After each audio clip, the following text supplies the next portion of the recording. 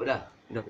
Assalamualaikum warahmatullahi wabarakatuh. Waalaikumsalam. Fakir Bahar bin Ali bin Smith menyampaikan kepada seluruh santri-santri yang ada di Aceh agar selalu semangat dalam menuntut ilmunya Allah Subhanahu wa taala. Dalam menuntut ilmu butuh mujahadah, butuh bersungguh-sungguh, harus siap susah, siap lapar, siap capek, kuras tenaga, kuras pikiran, jangan banyak makan. Harus bermujahadah, bersungguh-sungguh, karena dengan kesungguh-sungguhan itulah bisa mendapatkan ilmu. Harus punya himmah, kemauan yang kuat. Barokahnya ilmu didapat bukan dari banyaknya belajar, tapi dari khidmat, dari melayani kepada sang guru, berbakti kepada guru, taat kepada guru, tidak boleh mendikte guru. Qal law kana al-murid qala li syaikhi law kana ustadi fa'ala kada au taraka kada fa'ala kada au taraka kada lam yuhsin. Apabila ada seorang murid yang berkata kepada gurunya, mendikte, coba guru saya begini, coba guru saya berbuat ini, coba guru saya tidak berbuat ini, itu murid tidak akan pernah berhasil. Makanya bersihkan hati, jangan pernah ada rasa suudon kepada guru. Al-Habib Abdullah bin Alwi Al-Haddad, sahibur ratib, ketika datang, beliau mengumpamakan orang yang menuntut ilmu itu, yang minta ilmu, sama seperti orang yang datang minta makanan dengan baskom. Kalau ente minta makanan bawa baskom, ya, baskomnya kotor, ente datang ke anak, Habib, anak minta makanan, cuma baskomnya kotor, anak akan bilang, ente bersihkan dulu itu baskom, baru anak kasih makanan. Itu dalam makanan urusan dunia, tempatnya harus bersih, apalagi ilmu urusan akhirat. Tempatnya ilmu apa? Hati. Maka bersihkan hati. Tidak boleh suudon kepada guru. Tidak boleh ente suudon kepada guru. Al-Imam Jalaluddin Ar-Rumi. Jalaluddin Ar-Rumi penyair besar, penyair hebat. Satu waktu gurunya bilang kepada dia begini, wahai Jalaluddin Ar-Rumi, kamu mau tahu seperti apa sifat gurumu? Apa kamu pengen tahu seperti apa sifat murid-muridmu? Kamu pergi beli khamr. Pakai baju kebesaranmu, pakai jubahmu, pakai imamah, kamu pergi beli khamr. Pergi Jalaluddin Ar-Rumi. Dia beli khamr, pakai jubah, pakai imamah. Ketika di tengah perjalanan murid-muridnya lihat. Apa kata murid-muridnya? Dipanggil semua. Tuh kamu lihat tuh. Si Jalaluddin Ar-Rumi suruh kita jangan mabok, dia mabok. Suruh jangan deketin khamr, dia minum khamr. Akhirnya apa? Jalaluddin Ar-Rumi digebukin sendiri oleh murid-muridnya. Ketika digebukin sama murid-muridnya, baru datang gurunya. Syuf, ente lihat ya Jalaluddin Ar-Rumi. Murid ente cuma lihat dohirnya ente. Mereka masih punya prasangka buruk kepada ente. Mereka kira yang ente bawa adalah khamr. Ketika dituangkan ternyata air putih bukan khamr. Jadi bersihkan hati. Nggak boleh ada rasa suudon kepada guru. Para ulama-ulama terdahulu sebelum mereka menuntut ilmu, mereka keluar dari rumah, doanya apa? Doanya bukan ya Allah saya minta ilmu manfaat, bukan. Doanya apa? Ya Allah bersihkan hati saya, tutup aib guru-guru saya, agar saya tidak punya rasa suudon kepada saya punya guru. Harus mujahadah, harus bersungguh-sungguh, harus siap lapar. Syekh Abdul Qadir Jailani dijelaskan ketika beliau taklim, itu beliau udah habis bekal, udah kelaparan, beliau pergi ke padang pasir, buat apa? Buat makan pucuk-pucuk daun. Harus mujahadah, harus ada kesungguh-sungguhan.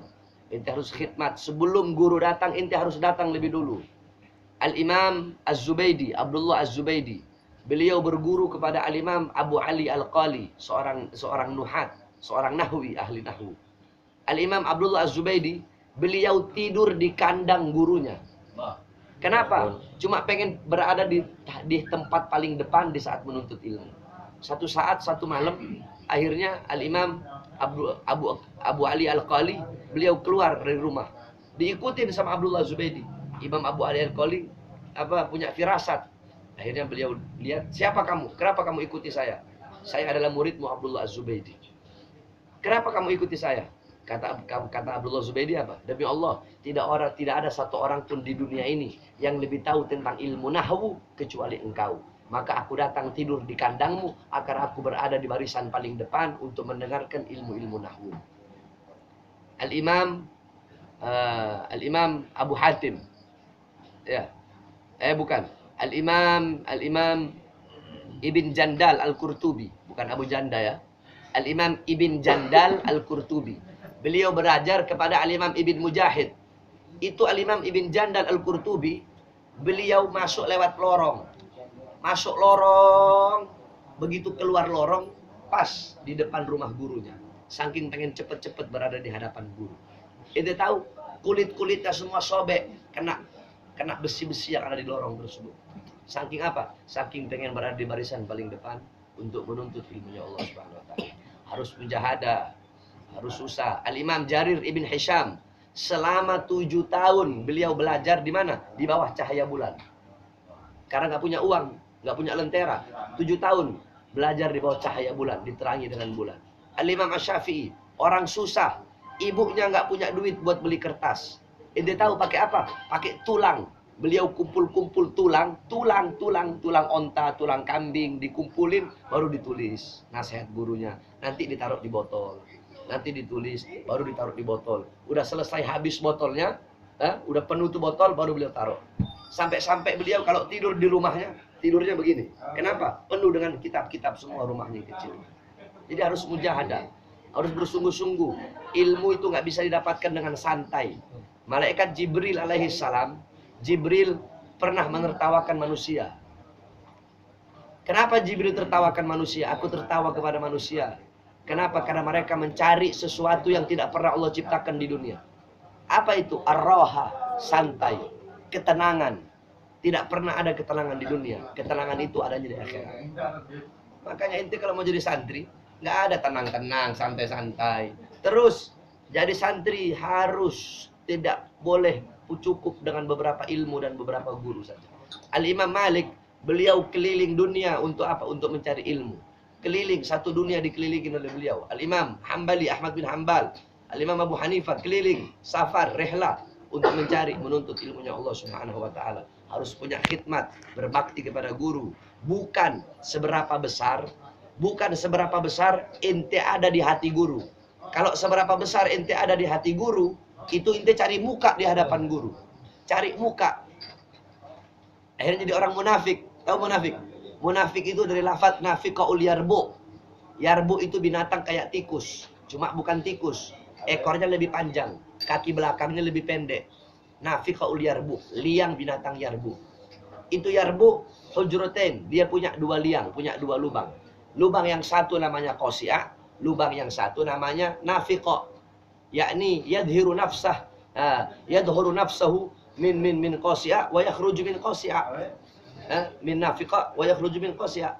Dia menampakkan dirinya dari lubang yang namanya nafiqa, tetapi keluarnya dari lubang qasi'ah. Jadi menampakkan diri dari lubang yang ini, tapi bukan keluar dari lubang ini. Menampakkan diri dari lubang yang ini, keluarnya dari lubang yang ini. Yakni apa? Di hadapan guru menampakkan ketaatan, di belakang guru menyembunyikan pembangkangan. Itu namanya nyari muka. Di depan guru menampakkan keharuman, ya hanu, soleh. Di belakang guru ngomongin guru. Di belakang guru menyembunyikan kebusukan. Itu namanya munafik. Jadi bukan seberapa besar ente ada di hati guru, bukan. Tapi seberapa besar guru ente ada di hati ente. Sebesar apa guru ente ada di hati ente, lebih besar dari itu ente ada di hati guru ente. Paham ente? Alhamdulillah. Bukan seberapa besar ente, bukan seberapa besar ente ada di hati guru. Tapi seberapa besar, bukan seberapa besar ente ada di hati guru, tapi seberapa besar guru ada di hatinya ente orang. Seorang murid yang bagus, murid yang berhasil, murid yang baik, bukanlah murid yang membanggakan guru. Anak taklim sama fulan, bukan. Murid yang baik adalah murid yang dibanggakan oleh guru. Wassalamualaikum warahmatullahi wabarakatuh. Allahumma salli wa sallim alaihi. Syukran katsiran.